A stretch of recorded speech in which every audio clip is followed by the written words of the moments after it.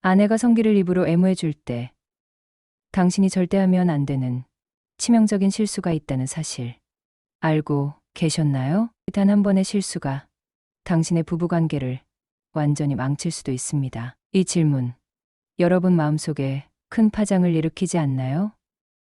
우리는 평생 함께 살아가는 배우자와의 친밀함을 원하지만 그 속에서 작은 실수가 어떻게 깊은 상처로 돌아오는지 잘 모릅니다. 특히 아내가 남편에게 성기를 입으로 애무해 줄 때 무심코 저지르는 그 실수들은 단순히 순간의 불편함이 아니라 부부 사이의 신뢰와 애정을 무너뜨릴 수도 있죠. 오늘은 바로 절대 해서는 안 될 실수에 대해, 그리고 왜 이런 행동이 단순한 성적 행위를 넘어선다는 사실에 대해 깊이 이야기해 보겠습니다. 중년 남성 여러분, 혹시 이런 경험 있으신가요?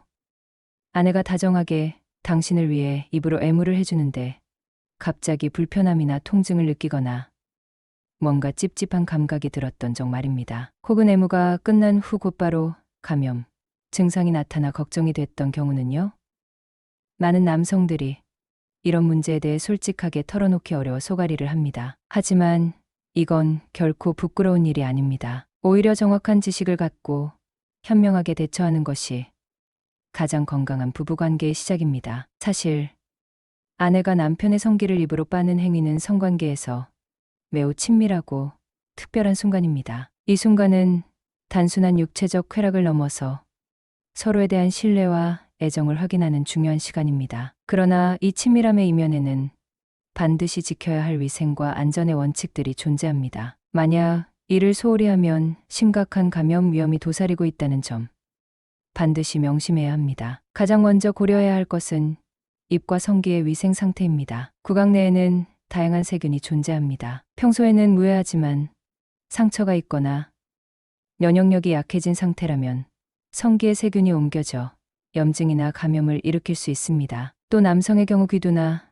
포피 주위에 미세한 상처가 생겨 있을 경우 감염 위험이 더 커질 수 있습니다. 실제로 성기 주위에 발생하는 균열, 발진, 가려움증은 이런 불균형에서 비롯된 경우가 많습니다. 더불어 치아와의 접촉을 최대한 조심해야 하는 이유도 여기서 나옵니다. 지나치게 강한 치아 접촉이나 이가 성기에 닿는 행동은 피부에 상처를 내고 상처를 통해 세균이 침투할 가능성을 높입니다. 특히 중년 이후에는 피부, 재생 능력이 떨어지고 면역력이 저하되므로 작은 상처도 쉽게 감염으로 이어질 수 있습니다. 따라서 애무 중에는 부드럽고 세심한 터치가 필수적입니다. 그렇다면 이런 위험을 줄이기 위해 부부가 함께 실천할 수 있는 위생관리법은 무엇일까요? 우선 성기와 구강 청결에 특별히 신경을 써야 합니다. 성관계 전후에는 반드시 깨끗이 씻는 습관을 들이는 것이 매우 중요하며 필요하다면 항균 성분이 들어간 청결제를 사용하는 것도 도움이 됩니다. 특히 여성의 경우 질내, 자연적인 산성 환경이 유지되어야 하기 때문에 자극이 적은 전용 세정제를 선택하는 것이 좋습니다. 구강 위생 역시 빼놓을 수 없는데 애무 전후로 양치질을 철저히 하고 구강 내에 상처나 염증이 있을 때는 애무를 잠시 피하는 것이 감염 위험을 줄이는데 도움이 됩니다. 구강 내 작은 상처도 헤르페스 바이러스나 다른 감염의 주요 경로가 될 수 있기 때문입니다. 더불어 부부가 함께 정기적인 건강 검진과 성병 검사도 반드시 챙겨야 합니다. 신뢰가 바탕이 되는 부부 관계라고 해도 예상치 못한 감염 경로가 존재할 수 있으며 조기 발견과 치료가 무엇보다 중요합니다. 특히 중년 이후에는 면역 체계가 점점 약해지고 회복 속도도 느려지기 때문에 감염 위험이 훨씬 높아집니다. 따라서 병원 방문을 두려워하지 않고 최소한 1년에 한 번은 종합건강검진과 함께 성병 검사를 병행하는 것이 건강한 성생활을 유지하는 데 매우 효과적입니다. 이처럼 위생관리와 예방적 검진은 부부가 함께 실천해야 하는 기본적인 건강관리 방법이며 단순히 감염 위험을 줄이는 데 그치지 않고 더 깊고 안정적인 부부관계를 만들어가는 중요한 과정임을 기억해야 합니다. 김용훈 씨와 그의 아내 미경 씨의 이야기를 들어볼까요? 결혼 25년 차. 누구나 부러워할 정도로 서로 깊은 애정을 나누던 이 부부에게도 뜻밖의 위기가 찾아왔습니다. 어느 날 미경 씨가 남편에게 입으로 애무를 하던 중 치아가 무심코 영훈 씨의 아주 예민한 부위를 살짝 스친 겁니다. 그냥 작은 실수일 뿐이라 생각했지만 그 순간부터 일이 꼬이기 시작했죠. 그 작은 상처가 세균 감염으로 번지면서 영훈 씨는 점점 견디기 힘든 통증과 염증에 시달렸습니다. 결국 응급실을 찾을 수밖에 없었고 항생제 치료와 함께 한동안 금욕 모드에 돌입해야 했죠. 이 사건은 단순한 육체적 고통을 넘어 부부 사이의 긴장과 불안까지 불러왔습니다. 미경 씨는 자신도 모르게 남편에게 상처를 준 것에 마음이 무거워졌고 영훈 씨 역시 부끄럽고 불편한 마음에 아내에게 솔직히 말하기 어려웠습니다. 하지만 이 어려움이 두 사람을 멀어지게 한 대신 오히려 더 깊은 대화와 이해의 계기가 됐습니다. 미경 씨는 애무할 때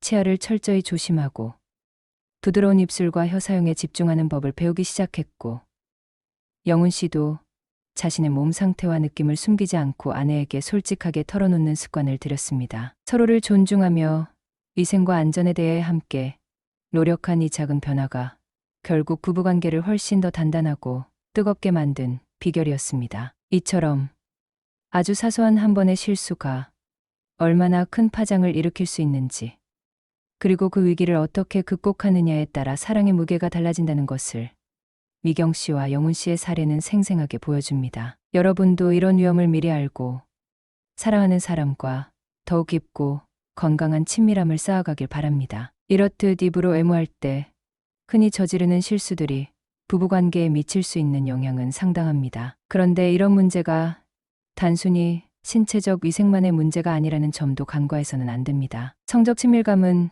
감정의 깊이와도 직결되어 있기 때문에 신체적 불편이나 통증은 감정적인 거리감으로도 번질 수 있습니다. 결국 입으로 애무할 때 발생하는 작은 실수 하나가 마음의 벽을 세우는 계기가 될 수도 있는 셈입니다. 입으로 애무할 때 흔히 저지르는 실수들이 부부관계에 얼마나 큰 영향을 미치는지 생각해 본 적 있으신가요?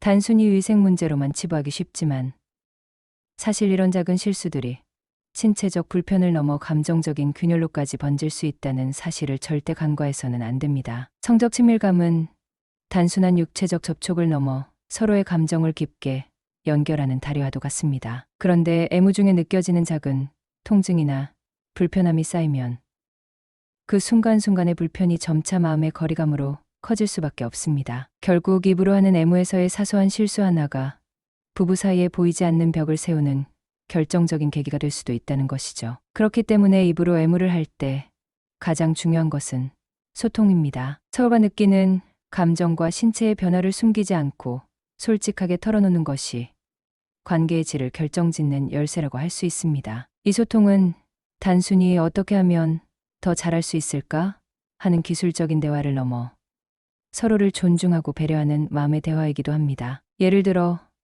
많은 남성들이 애무를 받는 도중 갑작스러운 통증이 있어도 괜찮다며 참아버리는 경우가 많습니다. 하지만 이런 침묵은 문제를 키우는 지름길이 됩니다. 조금 세다거나 아프다는 작은 한마디가 오히려 서로를 더 가까워지게 만들고 더 깊은 신뢰를 쌓는 밑거름이 되니까요. 반대로 아내도 남편 몸에 상처가 있거나 입안에 불편함이 느껴지면 이를 적극적으로 알리고 잠시 휴식을 권하는 용기가 필요합니다. 이렇게 서로의 신호에 민감하게 반응하고 솔직하게 대화를 나누는 소통의 용기는 시간이 지날수록 두 사람 사이에 단단한 신뢰와 애정을 쌓아가는 결정적인 밑거름이 되어줍니다. 또한 어떤 경우에는 작은 몸의 변화나 감정의 신호를 놓치지 않는 세심한 관심이 큰 차이를 만듭니다. 예를 들어 한 남성이 평소와 달리 입으로 애무를 받을 때 긴장하거나 불편해하는 모습을 보였다면